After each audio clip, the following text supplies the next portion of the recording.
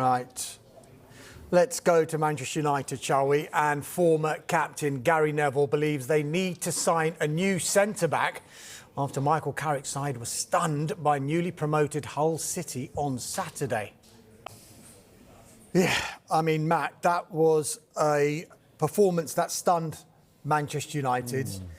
I know it's early and there's a lot of knee-jerk reaction, particularly after the first weekend, but when you watch that game, should United fans be concerned by that performance? I don't think you can watch it and not be a bit concerned, because there were things that went on that, you know, were probably unacceptable from a Manchester United perspective. I think it's really interesting when you look at these matches. It's the first game of the season, you're playing a promoted team at their stadium in a match where you know that you are totally expected to win this fixture. So what do you focus on? And I think you look at Hull, they focused on intensity, physicality, set pieces, get it in the box. You know you're not going to outplay Manchester United, but you can win a football match many different ways. And they executed it really well. I think the big question is, what were Manchester United expecting in that game? How were they going to get the result they wanted? And it didn't come together for them at all, is it? They weren't able to get in their rhythm. They didn't create any opportunities. It's not like they really outplayed Hull in terms of really good passes, loads of possession, but without creating any cutting edge. And I think that'll be the really disappointing thing for Michael Carrick. Gary Neville in the wash-up has said that they need to sign a centre-back. Do you agree? Yeah, I think he's probably right. I think there's problems in that position. I think Aidan Heaven has come in and probably not quite at a place where he's established himself yet and needs to be playing next to somebody who's going to help him in that way. Harry Maguire had a sticky game. You've got Martinez coming back. I think the Martinez-Maguire partnership is good when you're in the 18-yard box. But I think once you get outside of the 18-yard box and you get higher up the pitch, you want to start to dominate games. I'm not sure if that's their real strength as a partnership. So, yeah, I agree with that comment. They probably do need to look in that position. Yeah, because last summer they seemed to sort out the forward line. The focus in this window has been clearly on the midfield.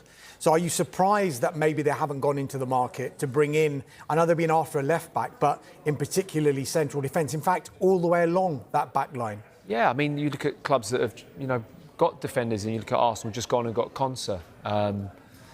I think when you're talking about transfer targets and clubs, I think there's so many different ideas and so many different people and paths to what you should or shouldn't do. But they're clearly happy with what they've got at the moment. Whether or not they will strengthen before the window closes, we'll have to wait and see. But it wasn't convincing, was it? In terms of set pieces, being dominant, it wasn't an assured area of the field where you're going to go away from that match and think, OK, maybe we don't need to strengthen. I think the opposite has happened, and now the spotlight is on that position. Is there a bit of mitigation as far as United are concerned, though? Because Benjamin Sesko, who's their frontline forward, didn't play any part in pre-season at all, just about made the bench for the opening game of the season. Kobbie Mainoo returned late, having not played at all for England. He was on the bench. Lisandro Martinez, of course, was in the World Cup final, so he was also going to have that extended break. Amad Diallo was injured before this game as well. How long does it actually take? You've been in that position where you played a major tournament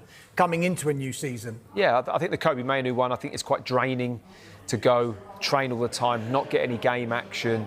That can actually be more tiring sometimes than playing a load of matches like what Martinez did and all the way through to the final, because I think mentally it really does drain you.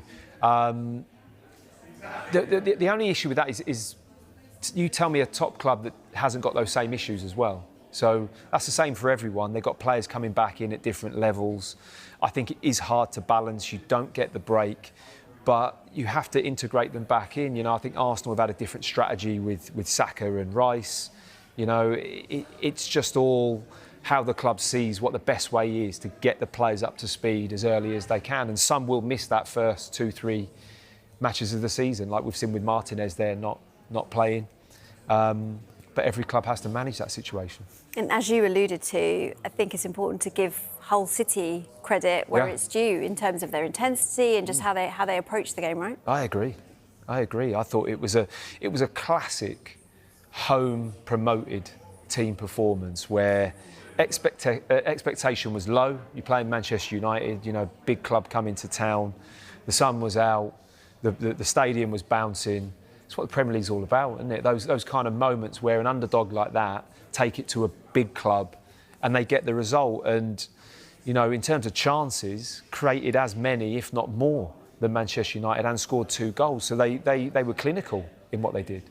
It should also be noted here that Hull City came up via the playoffs and they forced their way in like pretty late. They finished the season pretty badly as well. Does that make that performance even better? Because we always talk about the playoff winners having even less time to prepare for a new season, because while everyone else is strengthening, they're having to, right, if we get to the Premier League, these are the targets we're going to have to go for. But if we don't, then maybe we're going to have to look at these kind of targets. So to bring in all these players, there seems to be maybe a parallel to be drawn with Sunderland and what they did last season. Yeah, and look how that went.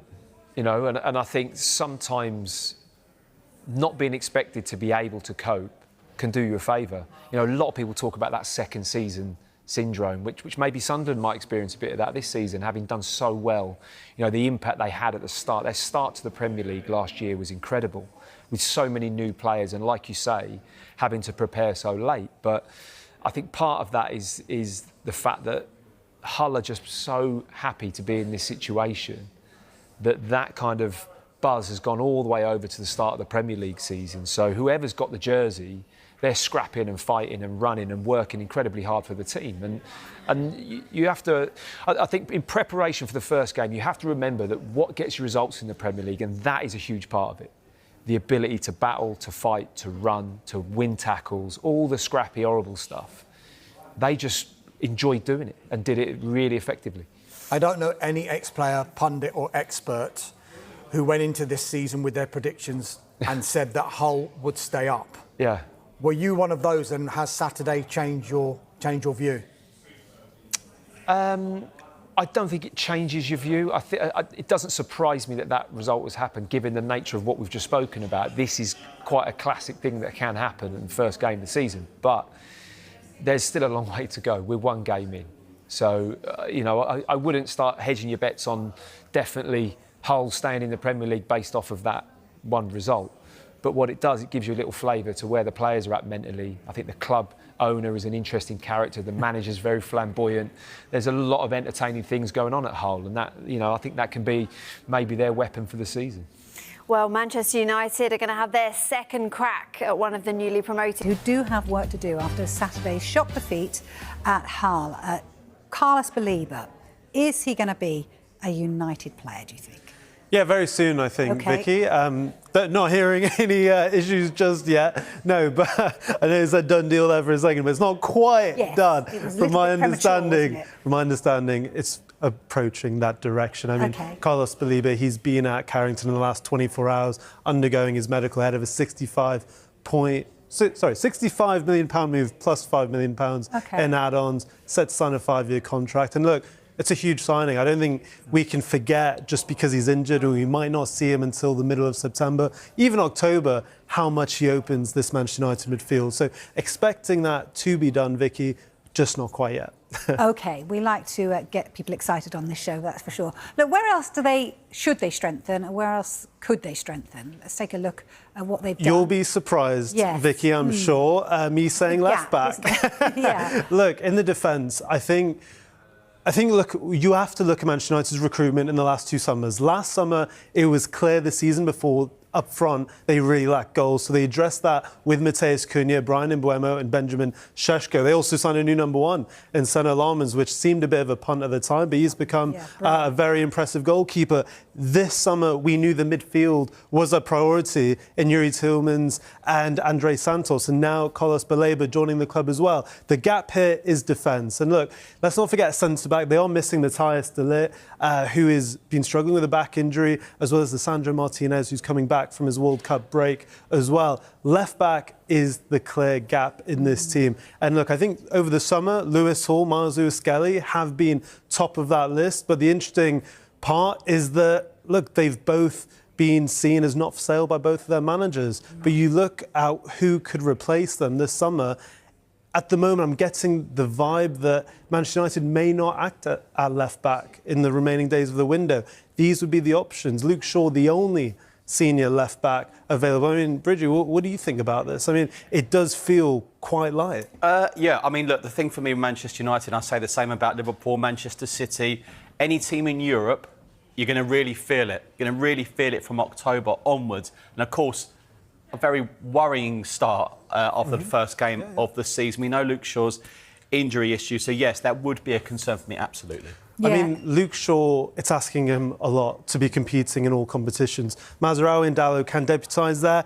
Long term, I think the clubs see Patrick Dorgu as a left-back, but it's still asking him quite a lot. So it will be quite a bit of a risk going into the season without one. But this also happened last year, let's not forget, when everyone clamoured for another midfielder. When they signed the strikers, they wanted to wait 12 months to get the midfielders they wanted rather than sign a stopgap, short-term solution. And I think next summer, they may look at a Lewis Hall or Lewis Skelly where they feel like they might be more available. I think that's probably the best way to put it. Does kind of beg the question, the season started at the weekend, so why haven't a club like Manchester United got this all sorted and wrapped up? Because you need your players sort of to hit the ground running, don't you? So should Manchester United fans, you know, they lost to a team coming up. Should they be worried? Will they be worried? Look, it's hard, Vicky, because Manchester United are also working within the financial situation they're in. And let's not forget, last summer, it was still one player in, one player out, with Rasmus Højlund having to leave for Benjamin Šeško to come in. So I think there's still a little bit residue of that. They're not just having hundreds of £1 million to spend. They have to get better at selling players, whether that's academy products or first-team players going forward, like Manchester City and Chelsea, to really go big in different positions in the window. But for now, I think left-back, yes, it's a huge gap, but I'm getting the feeling that they have been linked with Alejandro Balde in the last few days. I just don't think that that is the solution right now. I think we'll be looking at next summer for them to spend big and get the left-back they truly want. But they genuinely, I know I'm pushing at something that you didn't want me to push particularly. Please. But I'm just saying, this is a team, this is a club, Manchester United, that their fans are going to expect a lot from. They don't want to be, you know, scratching around in sixth or whatever. They want to be pushing for the title, don't they? So they'll need to get their house in order very quickly. They've got till the window closes next Tuesday. So you expect them to do some sort of business, surely. Look, it's a hard one, only because, Vicky, I'm not dodging your question. It's an absolutely fair point. But I also think there are factors that the Manchester United hierarchy didn't exactly plan for this summer. That includes Marcus Rashford staying at the club, Manuel Ugarte not leaving the club, unfortunately suffering an injury at the summer's World Cup. Joshua Zirkzee, the latest I'm hearing on him, although attracting interest in Italy, there's not been any concrete movement on him. So I think in terms of what they were predicting this summer, I think the outgoings haven't helped their situation. So they've invested in the midfield, but they're short in other positions because the outgoings haven't quite matched what they were planning for. So I agree with what you're saying. It does leave them short. But for now, they might have to make do, just like they did last summer with the midfield they had. All right. I wouldn't say he's under pressure, but it was certainly a disaster today in terms of the result, the performance. I think the one thing that you have to do against a newly promoted team on the opening day of the season is match their intensity, and it just never happened. You know, you can talk about technical quality and being better on the ball and creating better chances, but there just wasn't really anything there in terms of passion from the United performance. There wasn't any energy, there wasn't any athleticism in that display, and you can see by the stats there. You could perhaps look at the stats and think that maybe United, if you haven't watched the game, and think maybe United dominated the game and were a little bit unlucky. That just wasn't the story of the game. If anything, Hull could maybe feel a little bit hard done by that they didn't win by more goals, and United really were well beaten. Yeah, it's taken the air of cautious optimism out, I suppose, of some of the fans coming into this season. Given what happened last season, you now know that Carrick is in permanently. You've seen the new signings that have come in, Stevie, and then to lose this way on the opening day to a newly promoted side, it's not a great start. No, it's not a good start. I mean, it was always going to be a difficult game, but it's a game you expect them to win. If you're Manchester United and you want to be at least in the top four and maybe fighting for the title, you have to go to Hull and win. And they never looked like winning. And honestly, they made one chance in the game. One chance is all they made.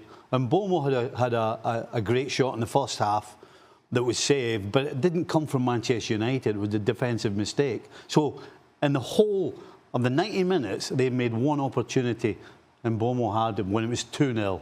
Other than that, they were slow.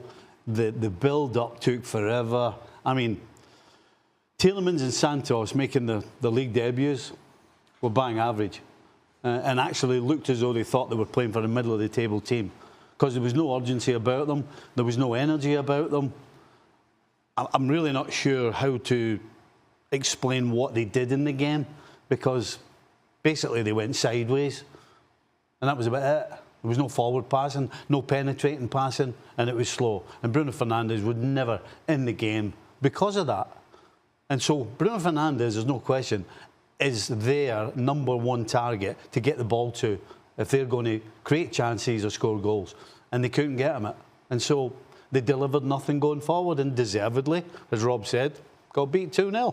Bruno Fernandes was talking after the game. He said, same mistakes as we did last season. Every away game, we give too much of the ball to them. Well, I mean,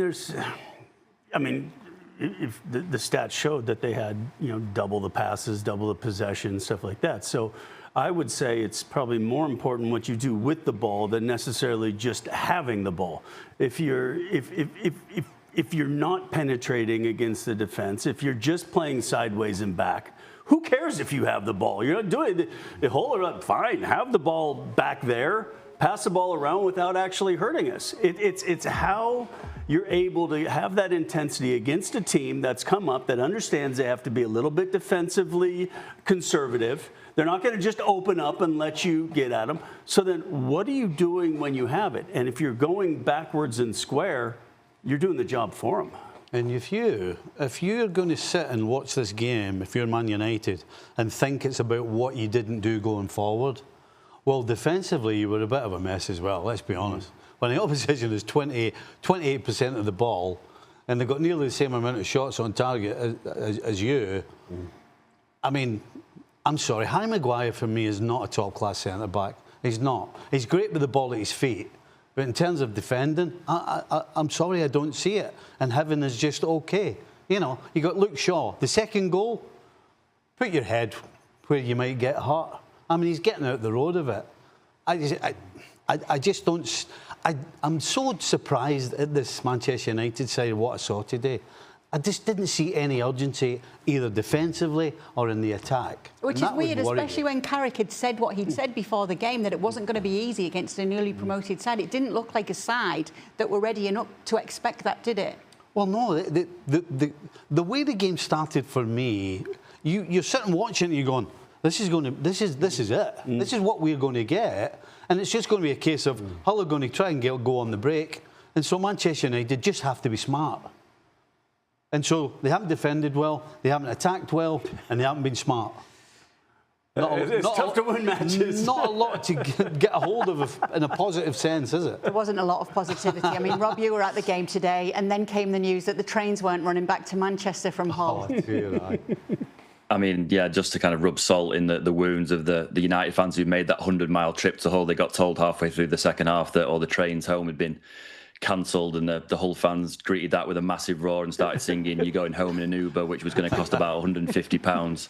Wow. We really couldn't have got much worse for those United fans who made that trip to Hull today. They've seen the team put in a woeful performance. All that pre-season optimism has disappeared over the course of 90 minutes, and then they've had to face a taxi ride home because the train's been cancelled. It couldn't really have got much worse. Were Manchester United better when Marcus Rashford came on? Let's talk a little bit about him if we can, Rob, because he's been given the number 9 as well. Is that a statement from Carrick? Yeah, I mean, perhaps a little bit. Carrick has been asked about that and said, no, it's just a number. But, you have to kind of think that he's been given the number 9 shirt because United see him as a key part of their plans going forward. Obviously, he's had to come on today earlier than Michael Carrick would have wanted. He came on at half-time because Patrick Dorgu, who started on the left wing, was dreadful in the first half. When Marcus came on, I think the first thing to say is that he got a nice reception from Man United fans. There was concerns that he maybe would get a little bit of a mixed response after what's happened over the last 18 months, but he clapped the away fans and they gave him a nice reception. Once he got going on the pitch, he was okay, which really made him far better than most of the United players who played today. He at least tried to get the ball down and attack down that left-hand side. He had a couple of opportunities to create chances and cross and have shots himself. Nothing really came off, but that was really the story of United in general and not just him. I think at the moment, obviously, we have still got a little bit of time before the transfer deadline. I think if a big club were to come in with an offer for Marcus Rashford, United would consider that. It doesn't look like that's going to happen at the moment. And as things stand, he's going to be a part of this squad going forward. And judging by the performance today, he's going to have to play a key role, because the next time United play against Ipswich at Old Trafford in a week's time, you'd expect that Michael Carrick is going to have to make changes to his starting 11. And one of those changes is that Marcus Rashford is going to have to start. What about more incoming players? Did we see today that there is a need for further reinforcements? I think so. We're obviously expecting Carlos Baleba to come in from Brighton. They've agreed a £70 million deal with Brighton. That should go through next week. He will add vital energy in the centre of the pitch. One thing United have lacked not just today, but over the last few years is legs and athleticism in midfield. Carlos Baleba will add that. I think you could argue beyond that they're probably short of another left back to help Luke Shaw, or at least add competition at left back. I think they probably need help up front as well. They spent a lot of money last summer on revamping their forward line, but you could argue that they still need another centre forward. Benjamin Sesko has played today for the last 20 minutes, although he's not fully fit. Joshua Zirkzee was on the bench today. There's been interest in him from Italy, from Napoli and from Juventus. There is still a chance that he may go. If he was to go, United would have to bring in another option to take the load off Benjamin Sesko. It was one of those performances where you could watch United today and make a case that they need reinforcements in every single position. I think the only player who came out of today with any kind of credit at all was probably Senna Lamens, and he's picked the ball out of his net twice. That just kind of sums up where United are and what kind of performance they put in at Hull today. Yeah, so a tough start for Michael Carrick, and as Rob mentioned, it is Ipswich next up, and that is another newly promoted side coming up for